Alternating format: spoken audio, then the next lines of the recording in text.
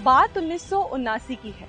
उत्तर प्रदेश में इटावा जिले के ऊसराहार थाने में एक आम दिन जैसी चहल पहल थी। तभी वहाँ एक बुजुर्ग किसान पहुंचा। उसने दरोगा से कहा, साहब मेरा बैल चोरी हो गया है। दरोगा ने बात सुनी लेकिन रिपोर्ट नहीं लिखी। निराश होकर वो किसान थाने से जाने लगा। तभी बाहर खड़े एक सिपाही ने कहा, बाबा चढ़ावा चढ़ाओ, काम हो जाएगा। किसान वापस थाने के अंदर गया। मोल भाव के बाद 35 रुपए की रिश्वत लेकर रिपोर्ट लिखी गई।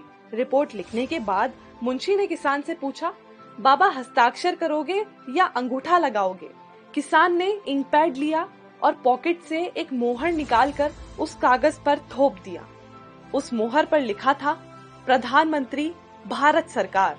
किसान के रूप में थाने पहुंचा शख्स कोई और नहीं बल्कि भारत के 5वें प्रधानमंत्री चौधरी चरण सिंह थे।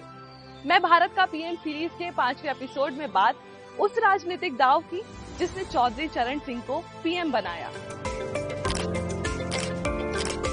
इमरजेंसी की वजह से कांग्रेस के खिलाफ ऐसा माहौल बना कि 1977 चुनाव में इंदिरा गांधी की कांग्रेस 189 सीटों पर सिमट गई। जनता पार्टी को इस चुनाव में जमकर फायदा हुआ और पार्टी ने 345 सीटों पर जीत हासिल की। चुनाव जीतते ही प्रधानमंत्री पद के लिए 3 दावेदार सामने आए, मोरारजी देसाई, जगजीवन राम और चौधरी चरण सिंह। आखिरकार मोरारजी देसाई प्रधानमंत्री बने, जिसका किस्सा हम इस सीरीज के 4थे एपिसोड में बता चुके हैं। चरण सिंह की नाराजगी कम करने के लिए उनको गृह मंत्रालय दिया गया, लेकिन वो इस फैसले से खुश नहीं थे। वो देसाई को डू नथिंग प्राइम मिनिस्टर कहते थे। अब दोनों के मतभेद सियासी गलियारों से निकलकर जनता तक पहुंचने लगे थे। इतिहासकार रामचंद्र गुहा अपनी किताब इंडिया आफ्टर गांधी में लिखते हैं, मतभेदों के बीच चरण सिंह ने देसाई के बेटे कांति देसाई पर कई आरोप लगाए। देसाई पहले से चौधरी चरण सिंह के व्यवहार से खुश नहीं थे और बेटे पर लगाए गए आरोप की वजह से उनकी नाराजगी बढ़ गई और 1978 में उन्होंने चरण सिंह को अपनी कैबिनेट से बाहर कर दिया। उनके साथ स्वास्थ्य मंत्री राजनारायण भी मंत्रिमंडल से बर्खास्त कर दिए गए थे। इससे नाराज चरण सिंह प्रधानमंत्री मोरारजी देसाई को सबक सिखाना चाहते थे, इसलिए उन्होंने शक्ति प्रदर्शन का सहारा लिया और दिल्ली में एक विशाल किसान रैली शुरू की। जनता के बीच गुस्से को देखकर सरकार डर गई और चरण सिंह को वापस मंत्रिमंडल में लेना पड़ा। दोबारा मंत्रिमंडल में आने पर चौधरी चरण सिंह उप प्रधानमंत्री बने। ये पहला मौका था जब देश में एक साथ 2 उप प्रधानमंत्री बनाए गए थे। जुलाई 1979 में संसद के मॉनसून सत्र में जनता पार्टी के खिलाफ अविश्वास प्रस्ताव पेश हुआ। चरण सिंह ने बगावत कर दी और अपने सांसदों के साथ सरकार से समर्थन वापस ले लिया। इस सिचुएशन ने मोरारजी देसाई को प्रधानमंत्री पद से इस्तीफा देना पड़ा, क्योंकि सरकार बनाने के लिए लोकसभा में कम से कम 50% का बहुमत जरूरी है। कांग्रेस के पास 198 और विपक्ष के पास 227 सीटें थीं। वहीं चरण सिंह की पार्टी के पास 48 सीटें ही थीं। कांग्रेस ने चरण सिंह की पार्टी को सपोर्ट किया। इस तरह राजनीतिक चाल चलकर 28 जुलाई 1979 को चौधरी चरण सिंह देश के 5वें प्रधानमंत्री बनाए गए। प्रधानमंत्री चरण सिंह की शख्सियत रौबदार थी। वो संत कबीर के अनुयायी थे। वो सिगरेट तंबाकू से हमेशा दूर रहे। इतना ही नहीं, ऐसे लोगों को चुनाव लड़ने के लिए टिकट भी नहीं देते थे। उन्हें क्रिकेट से सख्त नफरत थी। वो कहते थे, क्रिकेट देश के युवाओं को निकम्मा बना देता है। चौधरी चरण सिंह से जुड़ा एक किस्सा इंदिरा गांधी की गिरफ्तारी का भी है।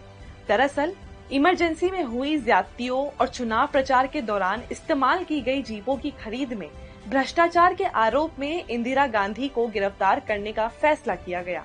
उनकी गिरफ्तारी के लिए 1 अक्टूबर की तारीख तय की गई थी। पत्नी के कहने पर चौधरी चरण सिंह ने तारीख बदल दी। उनकी पत्नी ने कहा, इस दिन अगर इंदिरा गिरफ्तार होती हैं, तो दूसरे दिन संडे होने की वजह उन्हें बेल नहीं मिलेगी और एक महिला के लिए ये दिक्कत की बात होगी। अगले दिन गांधी जयंती थी, इसलिए 3 अक्टूबर को इंदिरा गांधी को गिरफ्तार किया गया। ये किस्सा भी इतिहास में दर्ज है कि चौधरी चरण सिंह ने पहले इंदिरा का विरोध किया था और फिर उन्हीं के समर्थन से वो पीएम भी बने।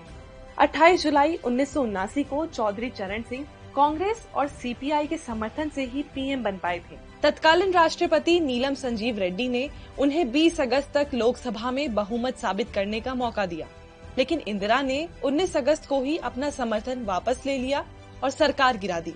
उस वक्त की हिम्मत मैगजीन ने पहले ही ये खबर छाप दी थी कि इंदिरा ने चरण सिंह को प्रधानमंत्री बना तो दिया है, लेकिन वो मध्यावधि चुनाव चाह रही हैं।